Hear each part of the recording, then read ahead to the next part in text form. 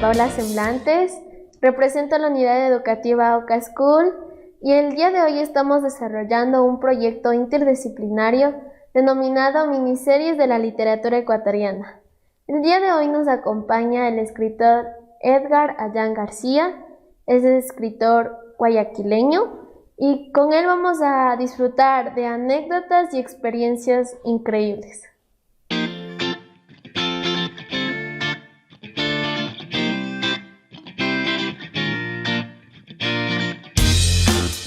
Buenos días, ¿qué tal? Qué gusto. El gusto también es mío, muchas gracias. De antemano agradecemos la paciencia y el tiempo. Me voy a presentar, mi nombre es María Paula Semblantes, soy estudiante de Oca School, el colegio está ubicado en Ambato. Le voy a contar un poquito sobre lo que estamos desarrollando. El proyecto se llama Miniseries de la Literatura Ecuatoriana. El propósito de esto es incentivar a la juventud ecuatoriana a leer un poco más. Perfecto. Bueno, la primera pregunta es, Muy ¿cuál bien. es su principal fuente de inspiración al escribir? Bueno, en primer lugar, todas las vivencias que he tenido, eh, pero no solo las vivencias, sino la reflexión en torno a esas vivencias. Porque uno puede vivir muchas cosas, pero si no se pregunta qué es lo que ha pasado, pues seguramente se encontrará con que tiene una serie de fragmentos en la memoria que al final de cuentas no resulta verdadera experiencia. Así que no solo vivir, sino reflexionar sobre lo que se ha vivido. Y lo segundo, y no menos importante, es la lectura. Es decir, ningún escritor se hace verdaderamente escritor sin leer y leer muchísimo. Bueno, la siguiente pregunta es, ¿cuándo y cómo descubrió que su vocación era ser escritor? Bueno, yo vengo de una familia de artistas, de escritores, poetas, pintores, músicos. Eh, para mí el arte ha sido siempre una forma de vida.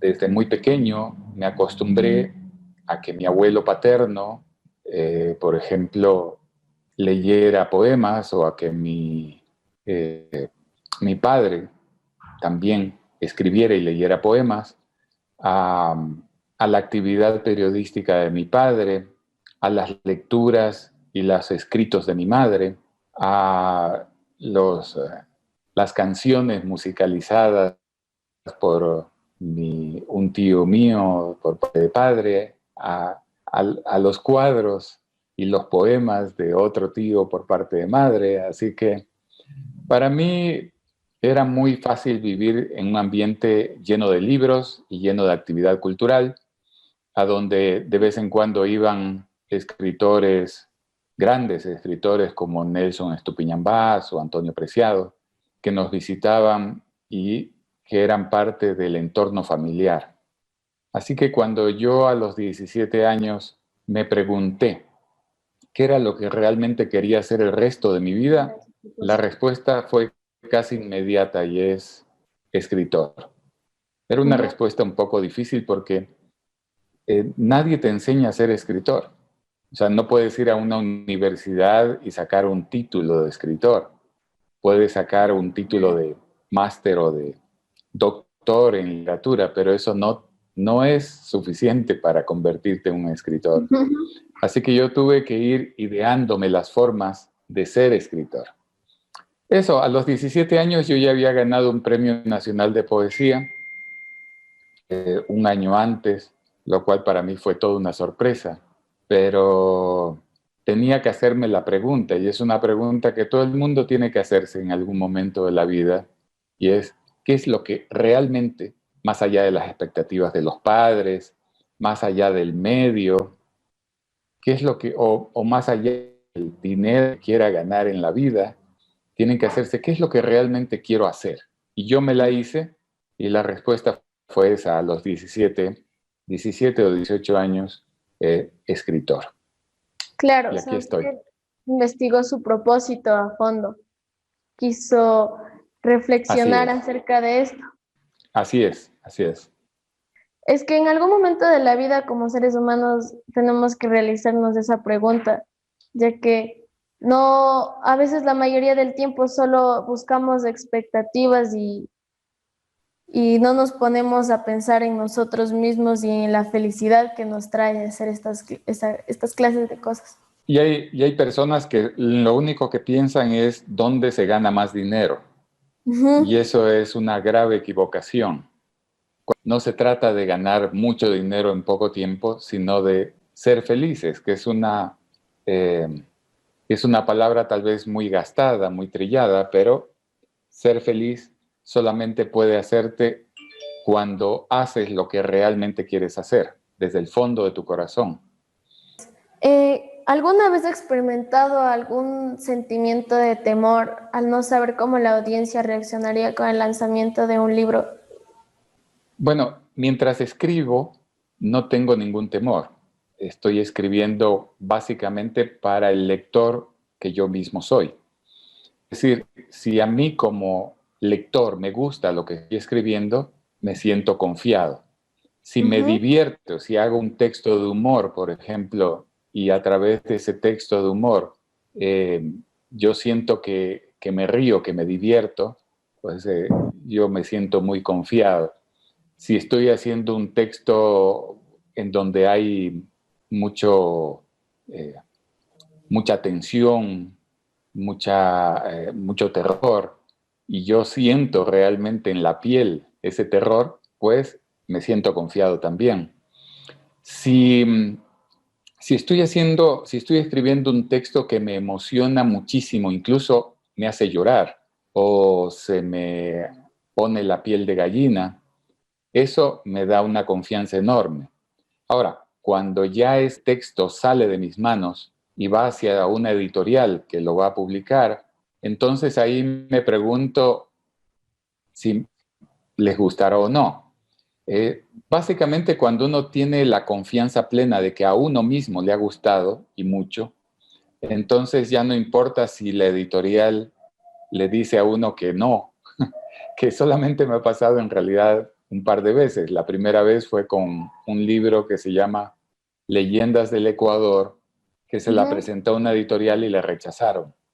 Y tuve ya. la suerte de que otra editorial, incluso mucho más grande, la aceptara fascinada. Y fue un libro, ha sido un libro que ha sido uno de los, o tal vez el más vendido de toda mi obra, Las Leyendas del Ecuador. Se ha vendido por miles y miles y miles, por decenas de miles este libro. Y bueno, sentí más bien pena por la otra editorial cuyos lectores dijeron que no. He tenido algunas experiencias así, pero eso ya depende de otro tipo de factores. Ahora, cuando voy a lanzar el libro, mi único deseo es que realmente les guste leerlo tanto como me gustó a mí escribirlo. Temor no, porque cuando uno tiene la plena confianza de que lo ha hecho con el corazón y con un máximo de autocrítica, pues los resultados están casi, casi que garantizados. Eh, Incluso si no se vende mucho, si no hay mayor distribución en el mercado. El mercado es lo de menos en estos casos. Lo importante es que los lectores, pocos, muchos, muchísimos, tengan la posibilidad de disfrutar de aquello que he escrito. Ujú.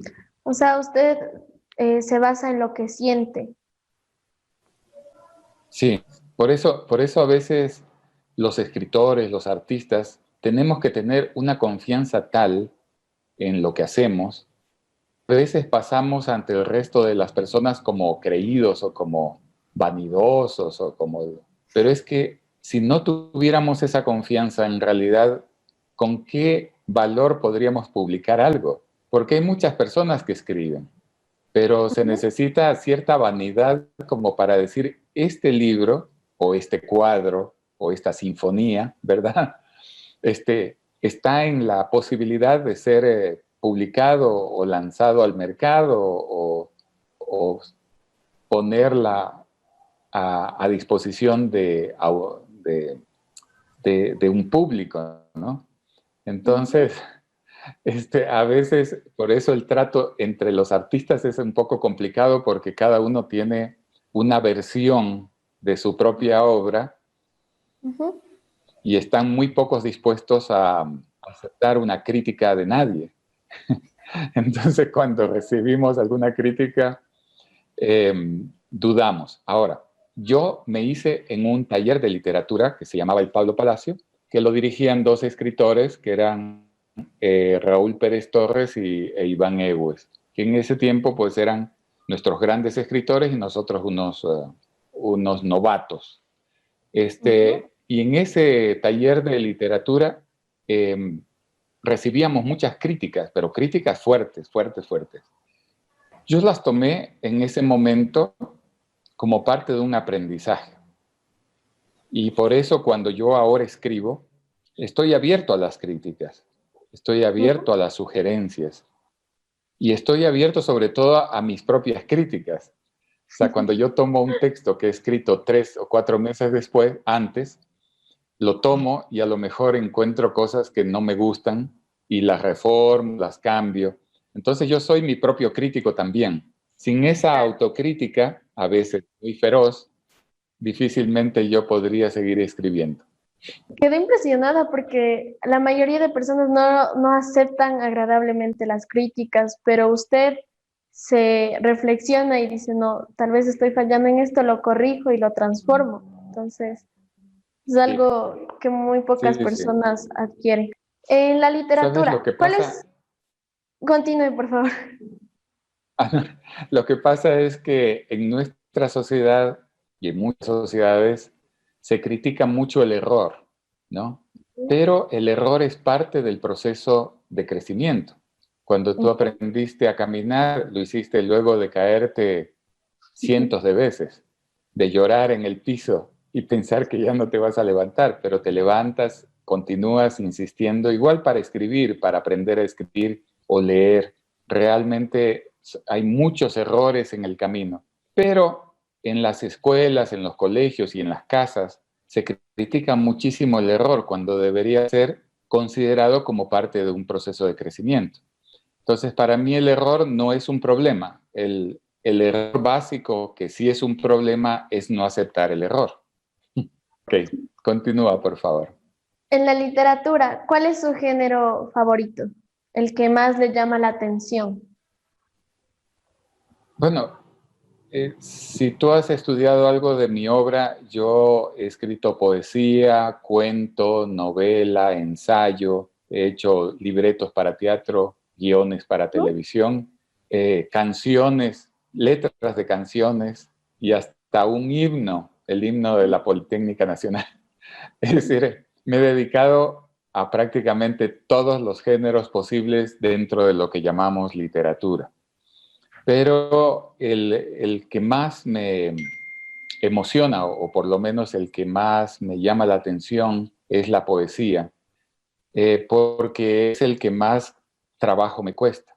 Me siento verdaderamente expuesto, desgarrado por dentro y por fuera, cada vez que entro en el tema de la poesía. Y no porque escriba textos de amor desesperado, ni de amor no correspondido o algo por el estilo, no, sino porque al escribir poesía, o lo que yo considero la verdadera poesía, es, hay un acto de desnudamiento, de desentrañamiento, hay un acto de introspección en lo más vital que cada uno tiene, y por eso entonces resulta enormemente dolorosa.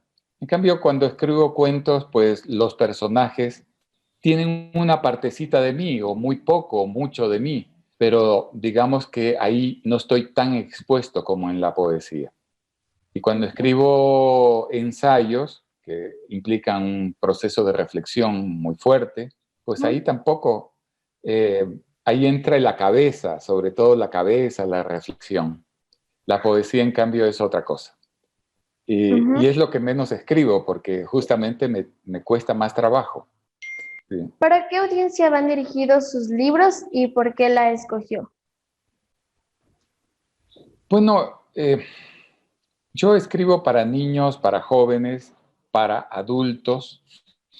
eh, y claro, cuando estoy escribiendo algo para niños, por ejemplo, trato de que el lenguaje no sea demasiado complicado. Algo que sí hago cuando escribo para adultos, es decir, los reto a entrar en la riqueza del idioma, los reto a entrar en la riqueza de los personajes, en los claroscuros de los personajes. Cuando escribo para niños, no, pero digamos que en esos temas yo me pongo el traje de payaso, me pongo un traje humorístico que me encanta muchísimo. Me encanta que, que esa literatura tenga mucha chispa, tenga mucho humor, tenga saltos inesperados. Mientras que en la otra literatura para adultos, me encanta en cambio profundizar, me encanta que, que lo que se dice te invite a pensar en algo incluso mucho más profundo, incluso a filosofar sobre la vida. Así que eh, cada, cada género, cada posible público tiene sus características para el momento de escribir. Sin embargo, lo que he descubierto es que muchos de los escritos que he realizado con la idea de que lleguen al público infantil son enormemente disfrutados por los adultos, porque en cada uno de los adultos viven Un un niño. niño, un adolescente, alguien que es capaz de disfrutar. Y yo soy capaz de escribir textos para niños precisamente porque eh, hay un niño interior, hay un niño juguetón ahí que le encanta reírse y jugar con la imaginación. Entonces, gracias a eso, soy capaz de escribir esos textos. Eso. Entre los aspectos más importantes de su carrera, ¿cuál consideraría que son los mejores o los que más experiencias motivadoras le han traído? Bueno, en esta profesión, más que carrera, porque yo tomo el escribir como una profesión, no como algo que lo hago de vez en cuando, como un hobby, ¿no? Sino como una verdadera profesión. Con alguna frecuencia escribo prácticamente todos los días, varias horas por día. Es decir, en esta profesión, lo más importante es el momento de la escritura, que implica un disfrute que no lo adquiero por ningún otro medio, ni siquiera leyendo. El momento en que yo estoy al mando, digamos, de una historia o de unos versos, yo me siento realmente dentro de una burbuja de felicidad enorme. Y eh, el otro aspecto interesante es cuando me encuentro con otros escritores y puedo palpar otras experiencias. Dentro de esas experiencias también he tenido muchísimas decepciones, porque he leído libros maravillosos de personajes o de escritores que yo he considerado que deben ser como esos libros, y sin embargo al conocerlos me doy cuenta de que hay otros aspectos muy humanos que no aparecen en los libros que han escrito, ¿no? Eh, otra cosa que me ha encantado de escribir es las invitaciones que han habilitado que yo haya viajado prácticamente por toda América Latina, por Estados Unidos, por muchas partes de Europa, por África y por Asia, ¿no? Es decir, prácticamente me falta conocer Oceanía para haber dado la vuelta al mundo. Y eso gracias a las alas de la poesía y de la escritura y de la literatura en general. Ujú. Experiencias como la que estoy teniendo en este momento contigo, María Paula, también son para mí de gran regocijo, porque tengo la oportunidad de llegar a ti y a todos los que van a escuchar este video y contarles un poco mi experiencia de vida y mi experiencia como escritor. Es, Igualmente es una experiencia muy buena también de mi parte, ya que usted interactúa conmigo y conocer un poco más de usted es muy bueno. gracias. Continuamos con la siguiente pregunta, un poquito entrándonos en su infancia. Bueno, A la edad de nosotros, 14 años, ¿qué actividades realizaba usted? mira, yo tuve un salto bastante significativo porque yo nací en Guayaquil, me llevaron cuando tenía pocos meses a Esmeraldas y me crié en un medio en el que eh, era paradisiaco. En ese momento no lo sabía, pero era paradisiaco porque frente al río, tenía a la playa a 5 o 10 minutos casi a pie, eh, tenía una interacción social bastante intensa, eh, tenía unos padres maravillosos que me enseñaban sobre la cultura, sobre la literatura, sobre muchas cosas que después tuve que valorar, porque en ese momento solamente vivía. Pero a la edad de 11 años yo llegué a Quito y para mí fue un cambio drástico, impresionante, del calor al frío, de la humedad a la sequedad, del hablado a gritos al hablado en murmullos, de, de un pueblecito pequeño a una ciudad grande, en crecimiento por lo menos. Fue increíble. Pero a tu edad, yo a los 13 años tuve una experiencia aún más drástica, que fue cuando mis padres se regresaron a Esmeraldas y me dejaron internado en una academia militar Ecuador. Estuve un tiempo fuera y un tiempo, digamos, semi-interno y luego interno. Y para mí fue una experiencia traumática porque yo había vivido una vida en la que se respetaba mi opinión, en la que me tenían mucha consideración y de pronto verme en un medio en el que todo era a los gritos y a las patadas, en un medio donde no había posibilidad de reflexionar o de pensar algo alternativo, pues para mí fue como un shock terrible. Y tuve que un poco procesar esa experiencia eh, porque me costó muchísimo en realidad procesar esa experiencia. Me quedé eh, con una especie de fobia a la autoridad, pero sobre todo al autoritarismo.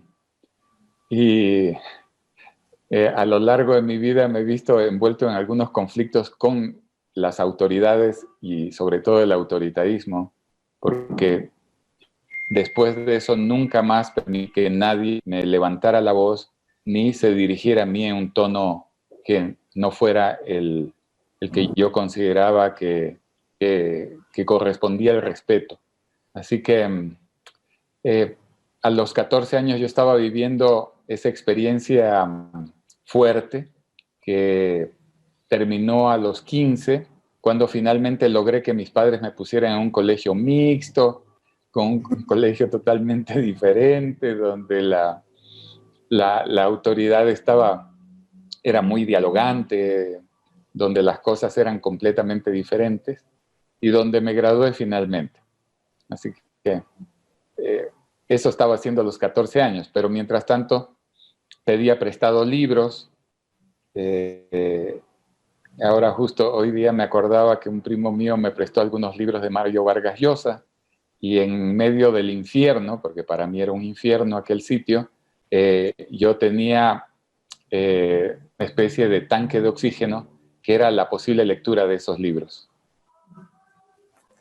Desgarrador, pero al mismo tiempo feliz, porque usted en tanto dolor, en tanto dolor mentalmente, usted buscaba una forma de acercarse a la literatura de alguna u otra manera. Sí, y me sirvió además para muchas cosas en la vida y para la literatura también. Por eso, por ahí hay un libro, acá atrás tengo algunos libros míos, los he puesto ahí a propósito. Hay un libro que se llama Rey del Mundo, que es justamente una novelita sobre el autoritarismo, la prepotencia y todas aquellas cosas que tanto he detestado a partir de ese momento. Bueno, entre tantos libros muy buenos, ¿cuál ha marcado su vida y por qué? Esto es como si le preguntaras a una mamá y a un papá, ¿cuál ¿Cuál es es tu el hijo preferido? que le ha marcado o su hijo preferido? Yo te diría más bien que el libro preferido para mí siempre es el libro que estoy escribiendo en el momento en que lo estoy escribiendo. Ujú. Porque estoy tan embelesado, tan sumergido en lo que estoy haciendo, que es un libro amadísimo, queridísimo, soñadísimo. Y los libros que ya van siendo publicados son libros que, que ya no son míos, en el fondo, que le corresponden a los lectores, a los lectores que pues me dirán su opinión sobre cada uno de esos libros. Sin embargo, hay libros que, por ejemplo,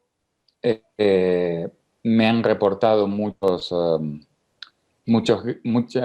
momentos de gratitud. Por ejemplo, hay un libro que se llama El encanto de los bordes. Fue el libro con el cual gané un premio, el Ismael Pérez Pazmiño, que era un equivalente en sucres en ese tiempo a unos 15,000 dólares de la actualidad. Entonces con ese prácticamente me compré un auto. Eh, mi primer auto nuevo. Hay mi primer libro que se llamó, es un libro de poesía eh, sobre los Ijares de Rocinante, que me dio mi primer premio grande, ¿no? de la Bienal de Poesía de Cuenca, que con mi primer libro era algo bastante significativo. Ujú. Han habido otros libros, pero bueno, sería muy largo hablar de cada uno de ellos, pero cada uno me ha marcado de maneras diferentes, quiero decir. Así Ujú. que no hay algo en particular. Claro. Sí. Cuando leyó usted su primer libro, ¿qué sintió? ¿Qué lección le dejó para la vida? Bueno, chusa, ¿cuál fue mi primer libro? Yo había leído, bueno, algunos libros. El Capitán de 15 años me parece que fue el primero. A partir del Capitán de 15 años, que era la historia de un muchachito de 15 que eh, vivía una experiencia en el mar extraordinaria que me estremeció. Es un libro de Julio Verne. Así le llamamos a Jules Verne, que es su verdadero nombre. Nosotros lo hemos adoptado como Julio Verne.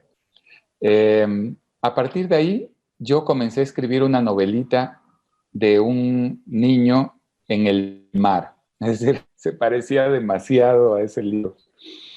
Como no tenía la experiencia para escribir verdaderamente un libro, yo no digamos que lo plagiaba, pero que era demasiado parecida a la novela. Y mi madre me decía, a ver, mijo, cuando llegaban sus amigas a visitarla, decía, traiga su novela y léales un capítulo a mis amigas. Entonces yo sacaba un cuadernito que tenía y les leía a las amigas de mi mamá un capítulo de mi novela, que eran una página y media, ¿no? Pero era la forma que tenía mi mamá de alentarme esto de la literatura. Ella fue la primera que me dio alas para pensar que yo podía ser escritor. Entonces, cuando cuando me asomé, digamos, a ese primer libro, Al Capitán de 15 años, realmente sentí que yo también podía o debía hacer algo parecido y que la experiencia que tuve como lector de ese libro había sido una experiencia que me cambió el mundo, que me revolucionó el alma. Después hubo otros libros que me cambiaron el mundo y me revolucionaron el alma, pero ese fue el primer gran encuentro, ¿no? ¿Qué Fue escritor lo linda. ha inspirado? Bueno, muchísimos. Un libro me estremeció también fue aquel de Edgar Allan Poe. Mi madre vino con el libro, con narraciones extraordinarias, así se llama, y me dijo, mire, hijo, este es su tocayo.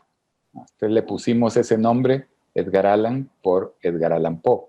Así que lea este libro. Pero era un libro de cuentos de terror.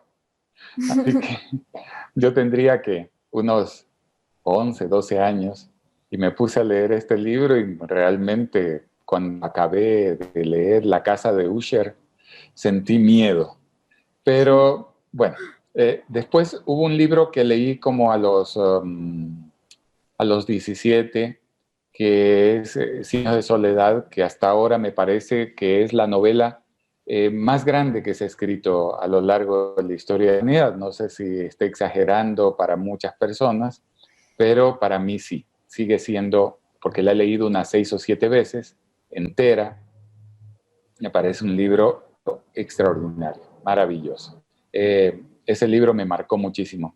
En cuanto a la poesía, pues el primer deslumbramiento fue con Nicolás Guillén, con el poeta cubano, después con Pablo Neruda, César Vallejo, después con Walt Whitman, con Eliot, con Rimbaud, y así algunos otros más. Decenas y decenas de grandes poetas que me han marcado, así como de grandes novelistas y narradores de cuentos como Julio Cortázar, Borges. De los ecuatorianos, bueno, muchos, desde, en poesía desde Medardo Ángel Silva hasta eh, Jorge Enrique Adum, César Dávila Andrade, Jorge Carrera Andrade, en fin, podría seguir y seguir.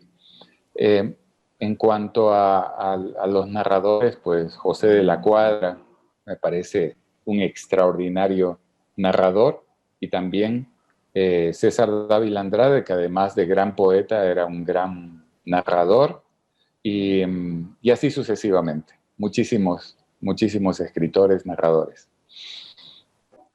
Durante todo este tiempo, ¿qué han sido su fuente o su apoyo para todo esto? Bueno, mi madre fue, como te decía, mi apoyo desde el comienzo.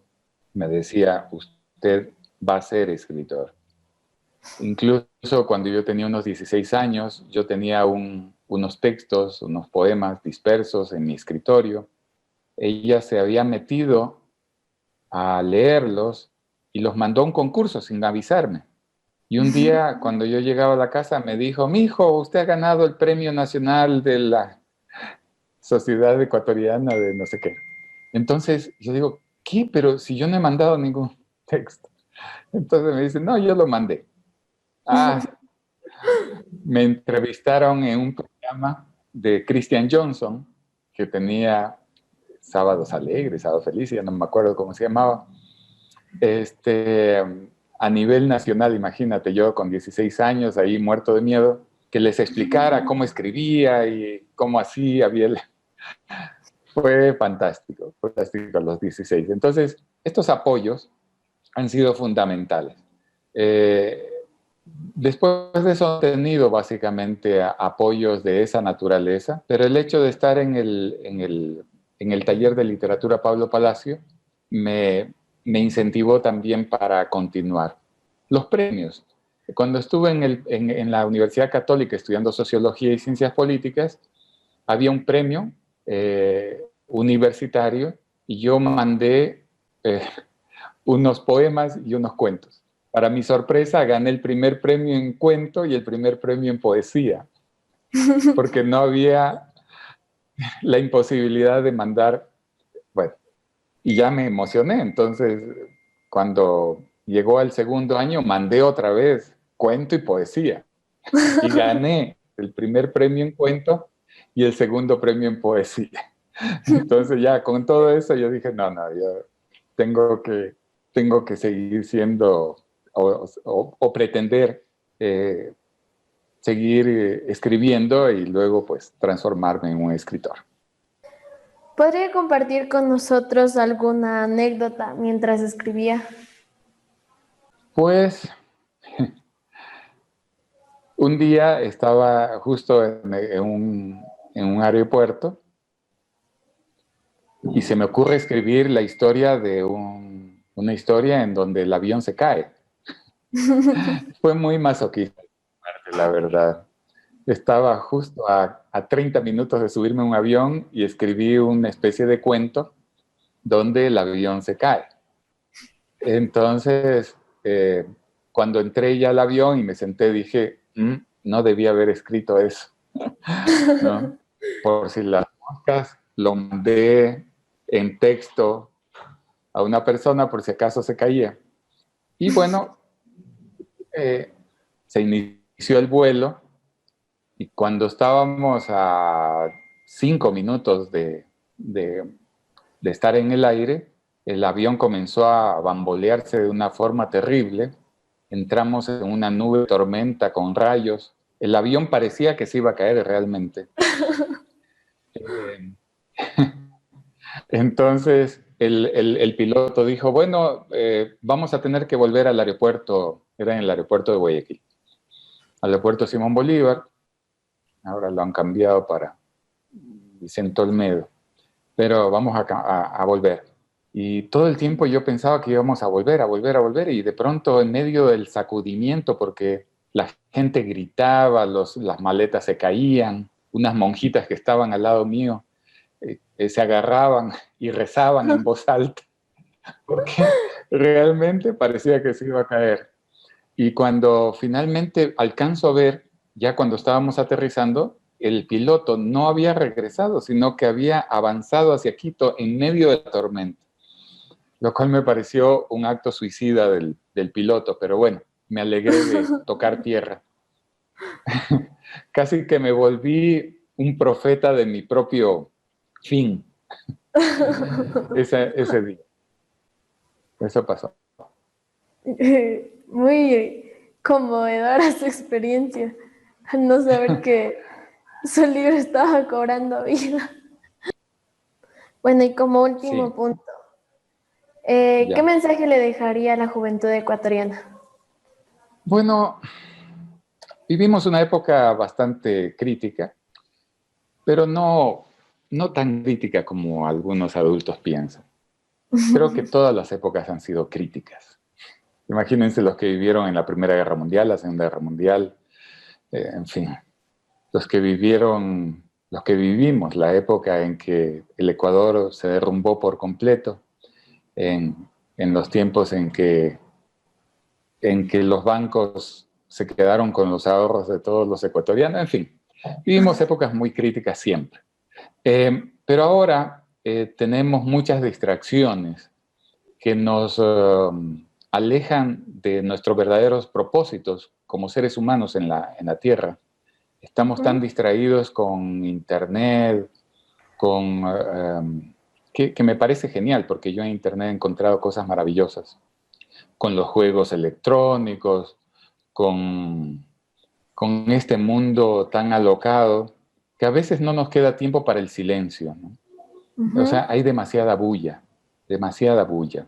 Incluso el, podemos salir al campo donde están ahí los árboles meciéndose, los pajaritos cantando, hay un sonido que es casi silencio, pero no es silencio, y nos ponemos audífonos para escuchar música a todo volumen. O sea, ¿de qué estamos hablando, no? ¿Para qué salimos al campo? Es decir, no podemos vivir sin ruido. Ese es un problema. Y otra cosa es que no podemos, tenemos que pensar en eso, tenemos que buscar silencio. Y tampoco podemos dejar de movernos de un lado para otro, como que si quedarnos en un solo sitio fuera aburrido, fuera terrible, tenemos que movernos. Y entonces también hay que buscar la quietud, hay que buscar la lentitud, la quietud y el silencio. Porque de esa forma es la única manera en que nosotros realmente vamos a sentirnos a nosotros mismos y vamos a ir más allá también de nosotros mismos. Entonces, en ese sentido, les aconsejaría que no le teman al silencio, a la quietud, a la lentitud y tampoco a la soledad. Hay gente que está tan espantada por vivir en soledad, que nunca existe en realidad la soledad, pero creen que están solos, que buscan desesperadamente estar con cualquier persona, personas que a lo mejor ni siquiera le hacen bien a su corazón. Y con tal de no estar solos, están ahí, al lado de personas negativas, tóxicas. Eso también me parece un problema muy grave. Me gustaría, para finalizar, decirles que la próxima vez, cuando ya esta locura de la pandemia termine, me gustaría ir a Ambato, me gustaría conversar acerca de los libros que he escrito, mirarlos cara a cara, decirles algunas cosas que resultan absurdas decirlas a través de internet, que hay que decirlas cara a cara, y sobre todo darte un abrazo a ti, María Paula, y a todos aquellos que están detrás de esta invitación, porque realmente les agradezco mucho este espacio, este tiempo, y bueno, esperemos que pronto nos veamos. Igualmente agradezco su colaboración, su tiempo y su presencia. Para mí ha sido una experiencia demasiado gratificante poder compartir con usted sus experiencias, sus anécdotas, y con mucho gusto le podemos volver a invitar a que venga en Ambato y conozca un poco más sobre la institución, cómo trabajamos y conocer un poco más de sus libros y acercarnos hacia usted. Sería genial, sería genial. Bueno, esperemos que eso sea más temprano que tarde. Yo estoy seguro de que no van a morder a nadie. Bueno, muchas gracias y un placer haberle conocido. Igualmente. Chao, chao. Nos vemos.